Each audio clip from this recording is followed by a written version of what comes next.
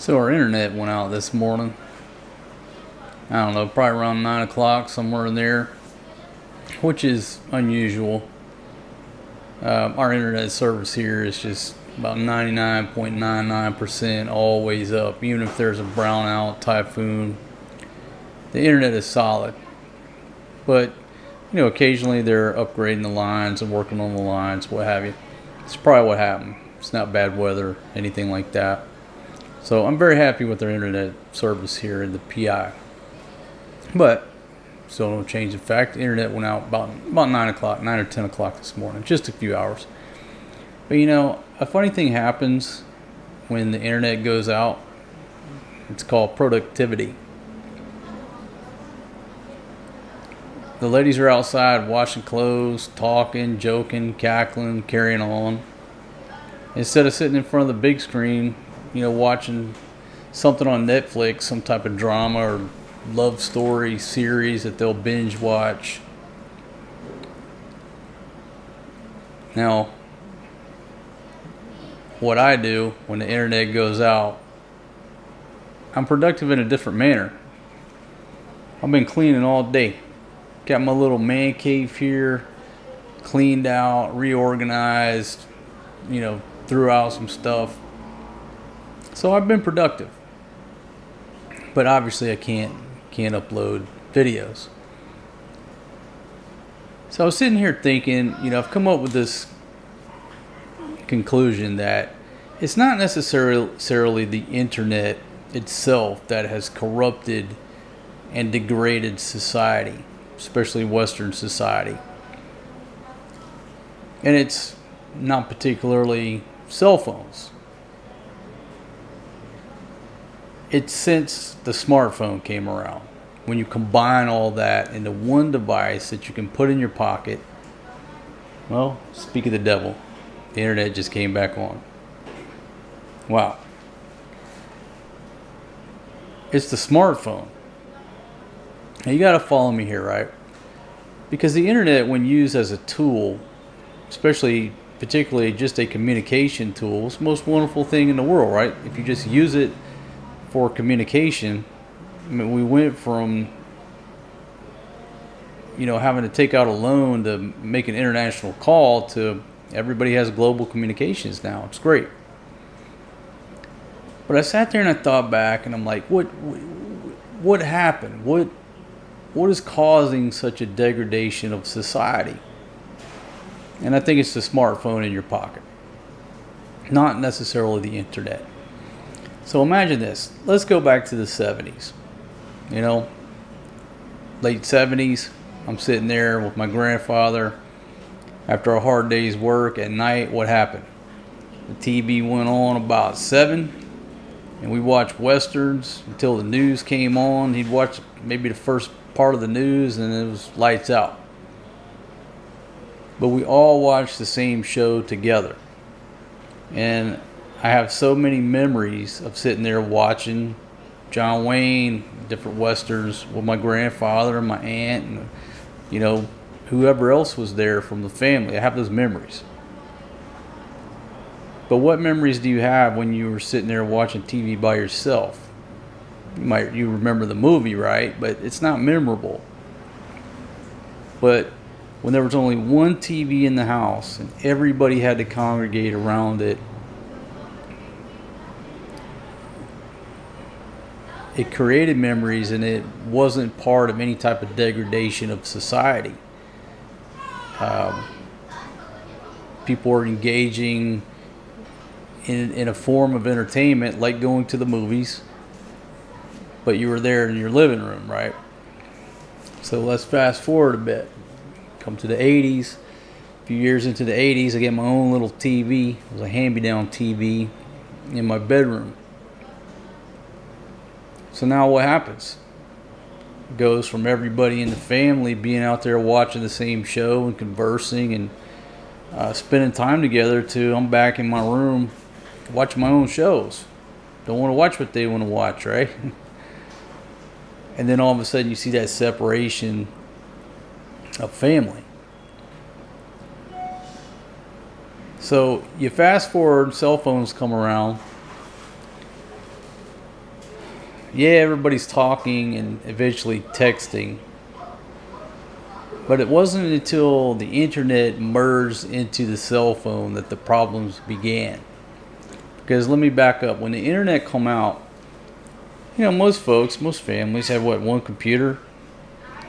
It was in a central location, the living room, what have you. It wasn't where people could go hide away in the room and do their own thing all night. But as you progress, what happened? People, everybody got a computer in their room.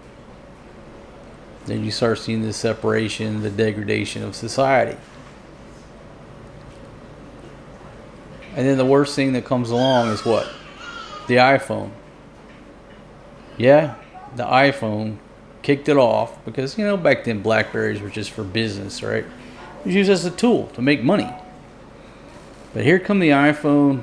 My goodness. It's like the degradation of society just started taking a damn nosedive. Because now nobody wants to do things together. And you can sit there and say, oh, I was with my family last week. Yeah, I bet if I had a family photo, everybody in that photo is sitting there doing this shit right here. So even today, when people get together with their family, they're really not together with their family. It's just everybody's in the same room looking at their own little world, their little virtual fake world.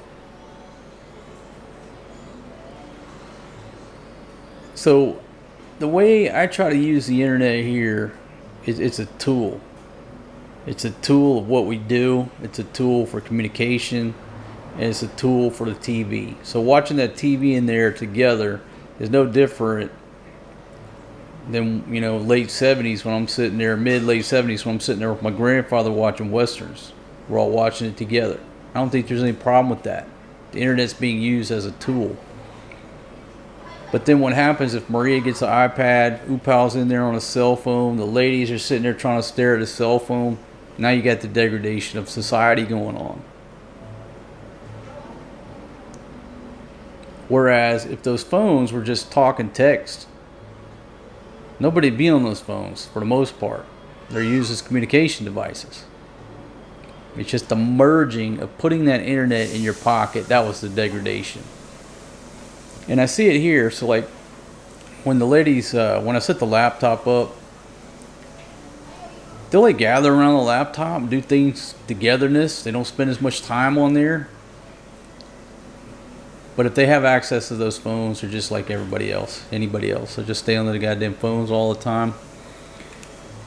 And so I wage war against it. Anybody that comes over here and figures out the password and logs in on their phone, I'll block them. I'm not running an internet cafe. It's ain't a free internet cafe. Want to come over here and be a Facebook zombie? Nope, I'll block you. Because Fatima will give out the password. And the other thing too, if these ladies are unchecked, they'll stay up till 2, 3, 4 in the morning like anybody else, fucking scrolling, and then they're zombies the next day because they're so tired they didn't get any sleep. So what do you gotta do? Put those parental controls on there. Everybody's shit goes off at 10 o'clock. I hate that I have to do that, but you have to do it. Or else, the children aren't being taken care of like they should the next day because the women are all just zombies from lack of sleep. So anyhow, today with our few hours of no internet, which now it's back, which is good because I got shit to do, but I was productive in a different way. Manual labor. Got all my manual labor done that I've been putting off. The place just was in a state of disarray. The ladies are out there catching up on all the laundry instead of being couch potatoes from, like 1 to 4. They just got 3 extra hours of work. I got 3 extra hours of work out of them thanks to the internet going out. And if I try to shut it down all like during their TV time, they get pissed off and it causes problems. But when the internet goes out naturally, that's a wonderful thing. They can't blame you. And that, the frustration is redirected at the internet company. I'm just talking out loud. Making no sense, I reckon. I guess, like when I first started going to Thailand, the girls didn't have iPhones. It was a wonderful world. And then when them Thai girls started getting iPhones, things just totally changed. It's not the paradise that it used to be. And you're seeing that shift here with these chicks in the Philippines. They're just a little bit later to get iPhones and spend all their time on the internet like the Thai girls. The Thai girls were way ahead of them, 10 years ahead of them. What brought that up? I have no idea. Folks, I made the first part of this video, I don't know, about a week ago, several days ago. What I do, when I come up with these random thoughts that have nothing to do with nothing, I just open the camera and I start recording. And sometimes the clips make it into video, sometimes it's a video, a topic, all by itself. And sometimes some of these random thoughts just sort of get purged, when I go in there and clean out old footage. But I think what I really need to do is just start putting these random thoughts in their own folder. And when I get an hour's worth of footage, I just put them together. Just entitle the video Random Thoughts Part 8 or whatever, right? So anyhow, I did that video and I was going to scrap the footage, and I said, no, you know what, let me add a few things to it. And I messed around and realized I'd actually took a couple notes at some point. I'm like, I don't even remember that. So anyhow, continuing on about, my theory about it's not exactly the internet that has degraded society. It's the cell phone, the smartphone in your pocket that has degraded society. The internet, when used as a tool to enhance the way we used to function as a family, as a unit. I mean, let's go back. Okay, when radio came out, what did families do? They all gathered around the radio. And they listened to these news stories and these stories together. And they discussed it together. Whereas before the radio, what were you doing? You were probably sitting out on the front porch swing having conversations, and somebody was telling stories. Some of the best times of my life are memories of sitting on the front porch with my grandfather in the swing, just looking out across the cow pasture, listening to the sounds of nature. Occasionally a car would go by, and just listening to my grandfather tell stories. For hours we'd sit out there in that front porch swing. Radio, the TV was obviously already around at that point, and I don't think they negatively affected me at all. When we watched TV at my grandfather's house, there's one TV. What happened? We'd work all day in the fields or the shop or what have you. At night, after supper, the TV would go on from 7 to 9 or 7 to 10. That was it. That's the only time we turned the air conditioner on, by the way. And most of the time we're sitting there shelling peas or butter beans or something. So you're actually working while you're watching this Western, usually a John Wayne Western, with my grandfather, my grandmother, my aunt, whoever else from the family was there. So I don't think that technology used in that fashion had any negative effect on bringing up children in that fashion. Come to the current state of affairs where things have changed so much to where we have the entire world in our pockets. That's the problem. Because if I show you my big screen TV here, right? There's a big screen TV. This is, our little living room. And at night, if we all gather around this TV, it's the same experience that I grew up with back in, the mid-late 70s, early 80s, watching TV as a family. The good thing these days is now I can choose exactly the content. I hate using that word, but I'm trying to get up with the times. I can choose exactly, precisely the show that I want to show to everybody. Whereas back in those days, we were at the mercy of the programming, what the corporate America wanted us to see for that night. But now I can choose exactly. And I can get everybody in here gathered around and watch this show. And the added bonus too is what? You can pause the show and everybody can take a brief intermission, go to the bathroom, get a snack. It's even better. So is the internet directly responsible for the degradation of society? I have to say no, that's not the problem. Again, it's how we allow our children and how we as adults utilize that piece of technology. So I made a note and I said, my kids like to watch kids shows, right? Obviously they're 5 and 6, we got a 3-year-old. But at night the grown-ups want to watch a regular movie. Now nobody here is into any type of raunchy or extremely violent stuff like that. But if we're just going to watch a PG-13 movie or even a rated R movie, that's not too bad. The kids are just playing, they're filthing around. But even if they catch themselves watching this movie and somebody, for example, says a bad word, what the joy of the internet is, and the joy of the fact that we're watching as a family, is I can hit pause. Now back in the day you couldn't hit pause. If somebody said something inappropriate, you had to try to teach the child on the go, but they're really paying attention to the program. But now you can hit pause, stop, and I can say, listen, that man just said a very bad word. Okay, it's not a nice word. We don't say that. You don't say that. Okay, that's an adult word, and babies don't say that. It's a bad word. And you can have this little session to school the children on what's good and bad. You as the parent, me as the parent, can explain that to them.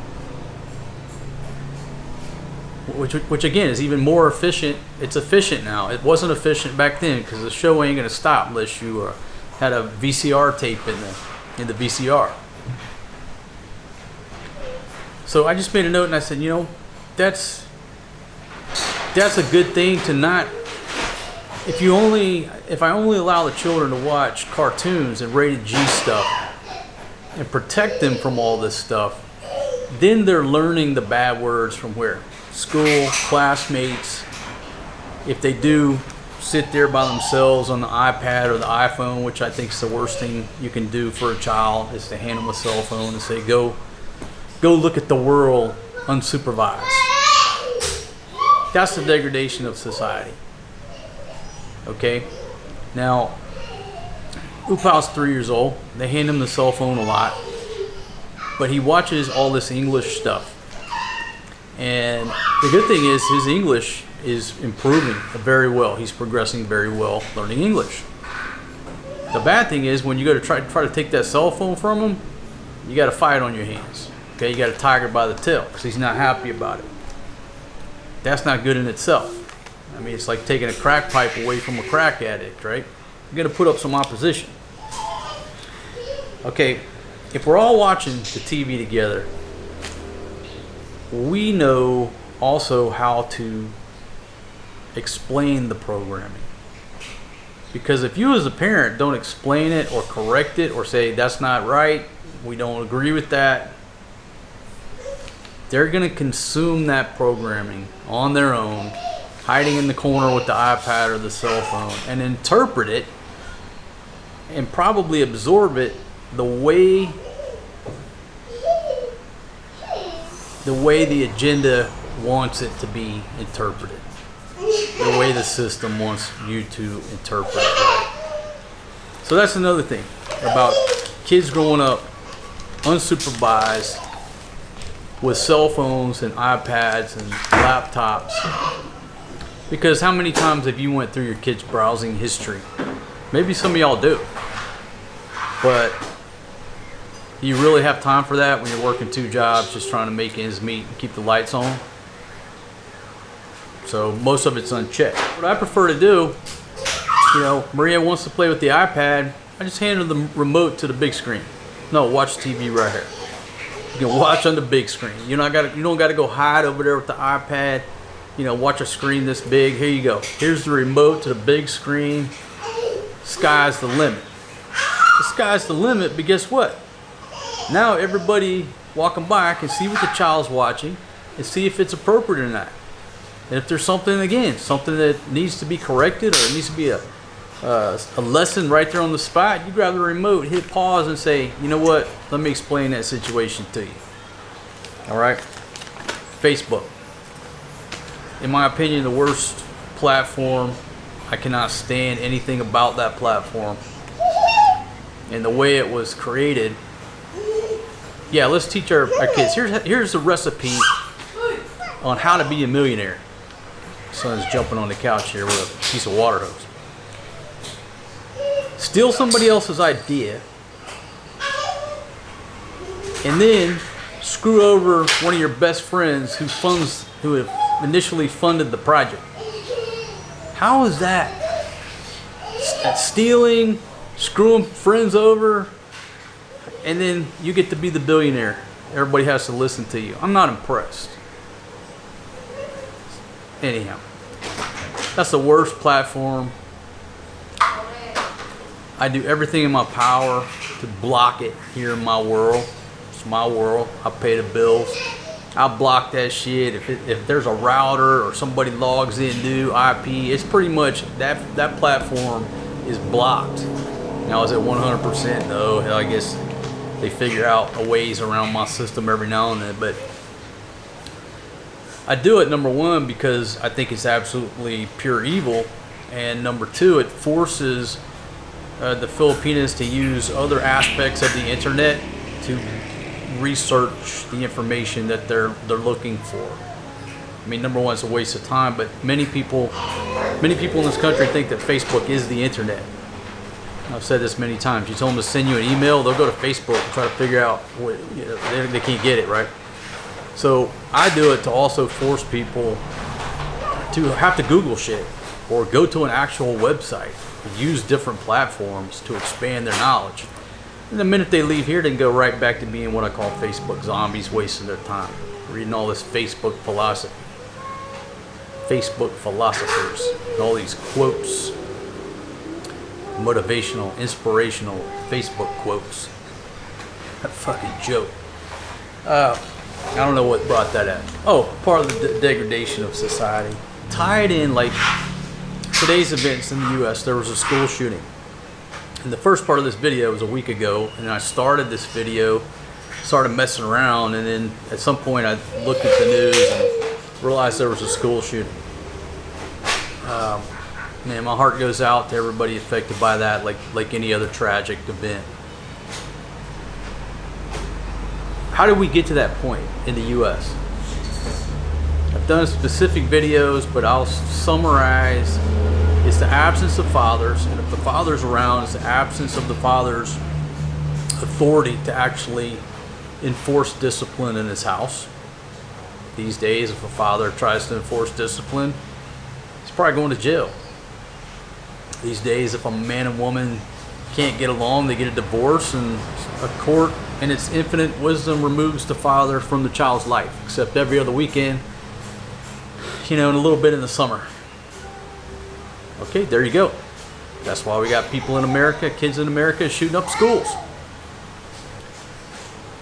Couple that with the fact that they're sitting there in the basement playing this Call of Duty. I call them CODs, Call of Duty shitheads, for hours on hours, eating chips, drinking energy drinks.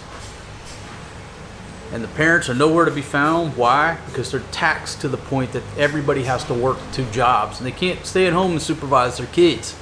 Call of Duty raises their children. Internet porn raises their children.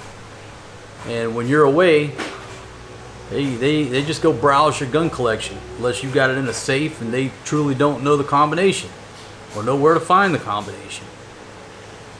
It's very perplexing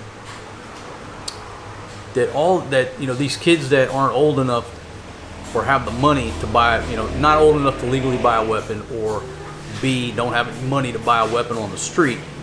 Obviously, guns are very easy to get. But these kids who are taking guns from their father's closet,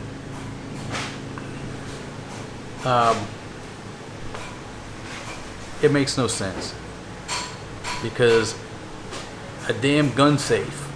When I said the word safe, when I'm sitting down editing this, And I'm talking about gun safes, right? Obviously, if the guns are in a safe, physically, the kids can't get to the guns.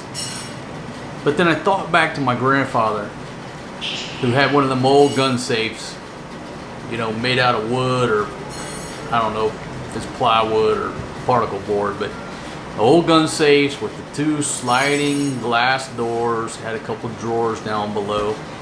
And you walk in his house, like most folks in the country, and you look, and boom, there's the gun case right there in the living room next to the TV.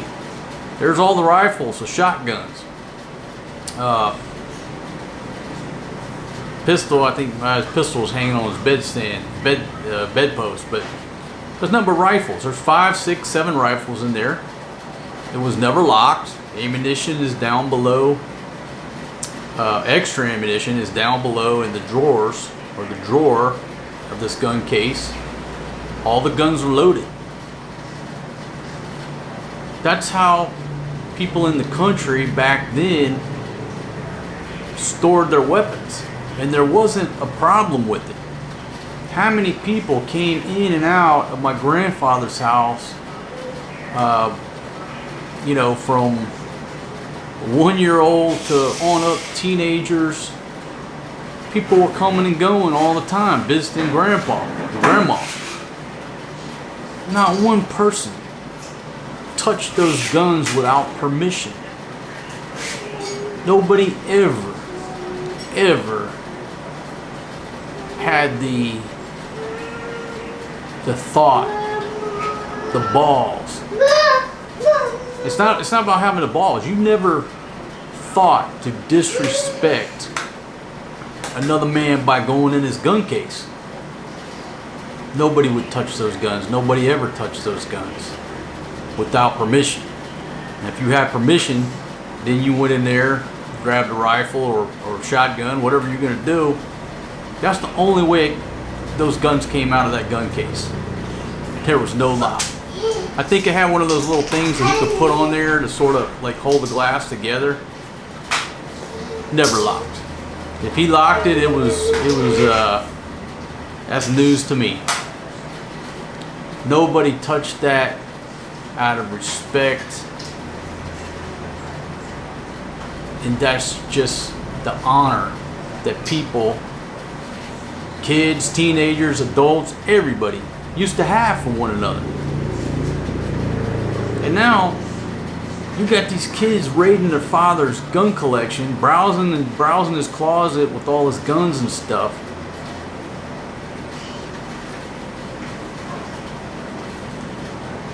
It's a societal problem. Gun control is not going to fix this. It's a societal problem. Growing up, being at my grandfather's house, I had access to multiple weapons. From the time I could walk till, you know, growing up, I never touched them weapons unless I had permission.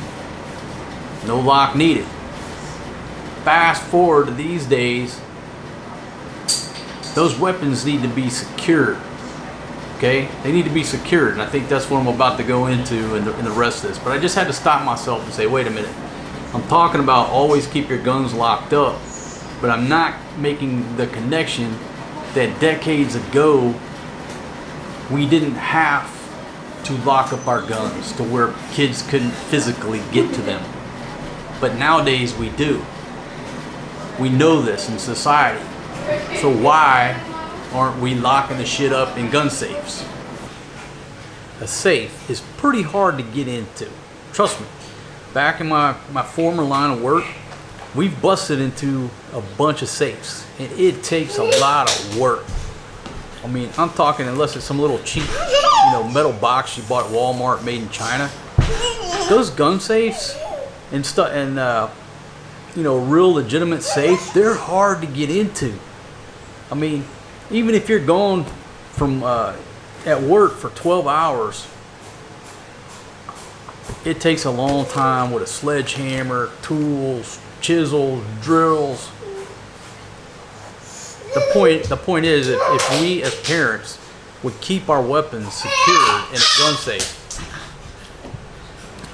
and don't leave the password in your top desk drawer where the kid knows where to get the password, how's he going to get access to it? How's he going to get access? Unless he's got a jackhammer, a hammer drill, a lot of time, a lot of energy, which most of these Call of Duty shithead kids, they don't have the strength to do that. They're too weak. Their strength is in their thumbs.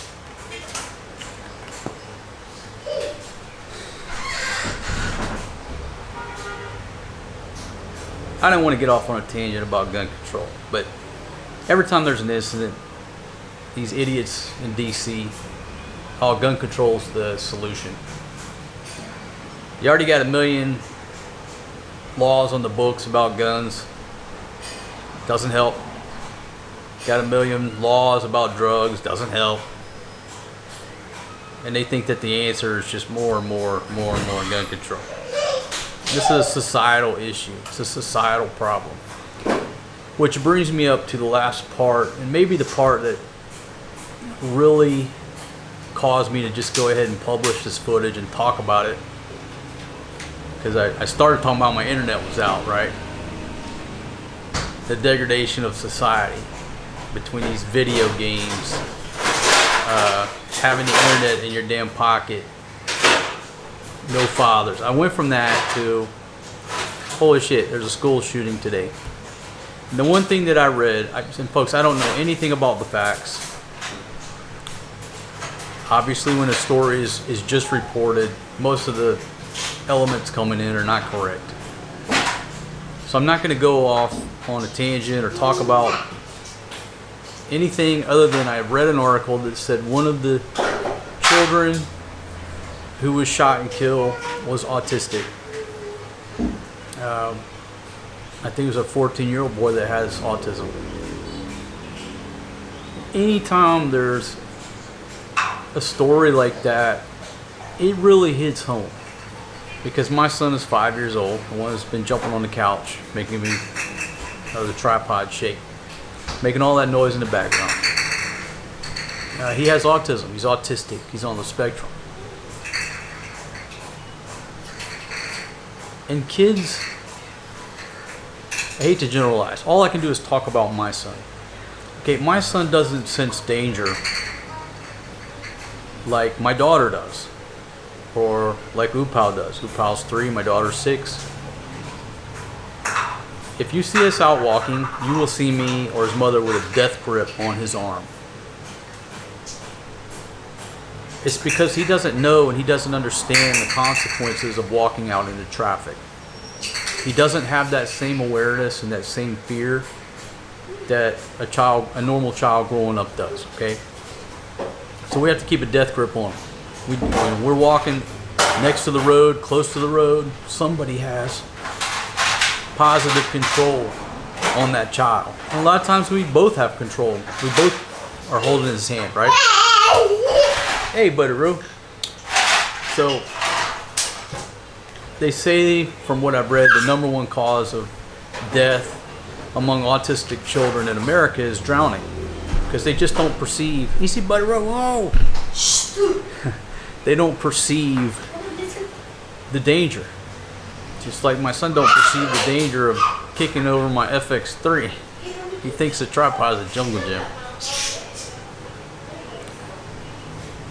So where that really hits home, and I've had this debate before because a lot of you viewers are thinking about moving to the Philippines or a place like the Philippines when you retire. We have the debate, is it better to raise your children in America or raise them in a place like the Philippines? When I first did that topic and debate, it was like 50-50 split. This is going on 8-9 years ago, whatever. It was a 50-50 split. I thought it would be like 90% one way. It was a 50-50 split. And as the years have went by, it's like shifting to where more people are saying it's better to raise your kids outside the U.S. because of everything that's going down in the U.S. Where 8, 9, 10, let's see, 10 years ago, it was a 50-50 split. People say, hey, raise them over there, they got better values, then send them to college in America. No, raise them in America because by the time they go to college, they're going to be so far ahead of kids raised over here in this country. So it's 50-50, and now I see it in my conversation circles and comments and everything that more and more people, more and more people raise your kids outside the U.S. Anywhere but here. Because you always question yourself. You question yourself as a parent. Am I doing them justice by being here, or do I need to make a change and get to the good old US of A where they can be raised in America? Trust me, it's on my mind every day. Just like any parent, any decision we make, you're always second guessing yourself. Just thinking about all the what ifs. But today, when I read that article that autistic boy got shot in school, it just said to me, there's no way in hell. There's no way in hell I'm taking my son to the U.S. and putting him in a public school. Because I don't know how that went down today with that boy that got shot. But if somebody started shooting, my son wouldn't react, if I had to guess. Where every other kid is running, ducking, getting their head down, taking cover behind desks, Forrest G would still be in his own little world, just standing there waiting to get shot, not knowing what's about to transpire. He wouldn't have a chance. And maybe that's what happened with that boy today. I don't know. Maybe he did sense the danger and run. I don't know. I have no idea. All I know is the article said that one of the children that were killed was autistic. And I just put my son in that situation and said,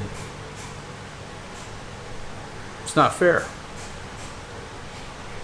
It's not fair when to make that change and put him in that situation with the frequency of these happenings in the U.S. When he's here and he's safe in this little bitty school up here. Kids here in this country, and many like it, they walk to school every day on their own. From the time they're in first grade. No big deal. They walk home miles. Parents aren't worried about them getting snatched up. In the school, the last thing that I'm worried about is a school shooting. And there's guns here in this country. There's guns in pretty much every country you go to. But there's no need for metal detectors on our kids' school. We just don't have that fear. Where in America, every parent that sends their child to school in America has that fear. We have police officers at most of the schools. I read on this incident that supposedly a teacher just pushed a button on an ID card that all teachers have, which means active shooter. That's a new one on me. Because when I left being 5-0, that's a long time ago. Technology's obviously changed a lot. They didn't have that back then. Somebody had to call 911. And now we've progressed to the point that every teacher has a damn ID card. Like an emergency button that means active shooter. How did we get to that point? I know how we got to that point.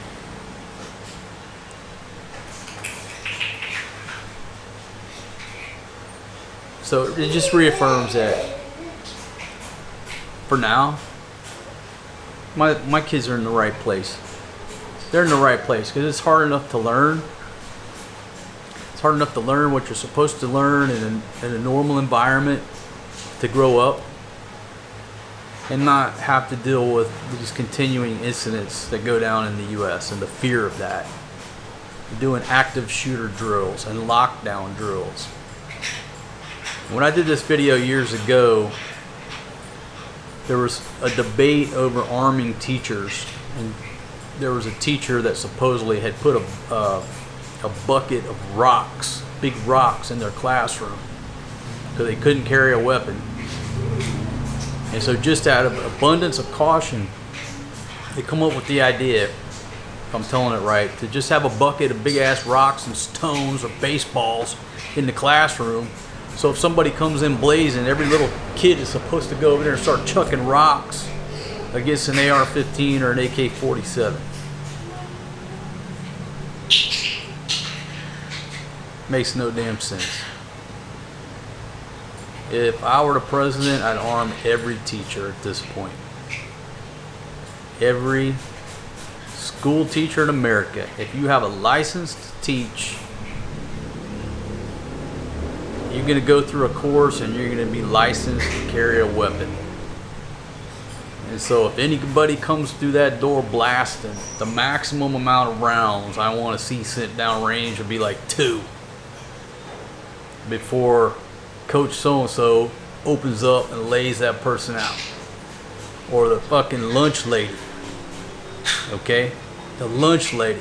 1 minute flipping burgers, here's a couple rounds, and just smokes them right there. Goes back to flipping burgers. No need for the emergency button on the ID card. You know? Lunch lady Mary got him. Next, what you want? I don't want to get off too far. I know I'm all over the place right now. It just, again, hit home because there was an autistic child involved. I put my son in that situation, and I said, you know, now obviously he's only 5. I don't know how he would react at 14. That's an unknown. But right now, he'd have no chance. So I can't put him in that situation.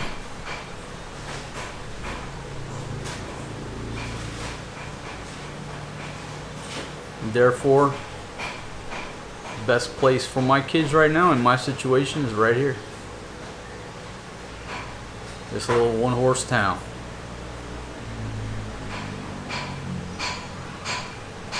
Might not be much to it.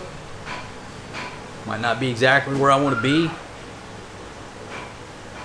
Truth be told, I wish I was in Montana right now. There you go. There's a big secret. I wish I was in Montana. If I were to move back to the States, that's where I would go, because Montana is, I think, one of the last holdouts, the last place I would consider safe. You know, handful of states. But it's still the U.S. And again, here I just don't worry about it in that same sense. Thanks for listening to my ramblings. This camera and this lens, which connects me to you, is therapy. It's a free form of therapy.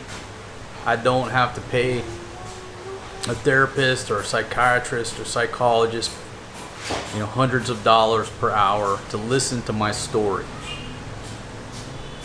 I just fire up this camera, hit record, and after 1 hour I feel so much better sitting on this couch. So again, thanks for listening, and I'll see y'all on the next one. Peace out, my friends. Go hug your kids. Man, just hug your kids. Hug your children.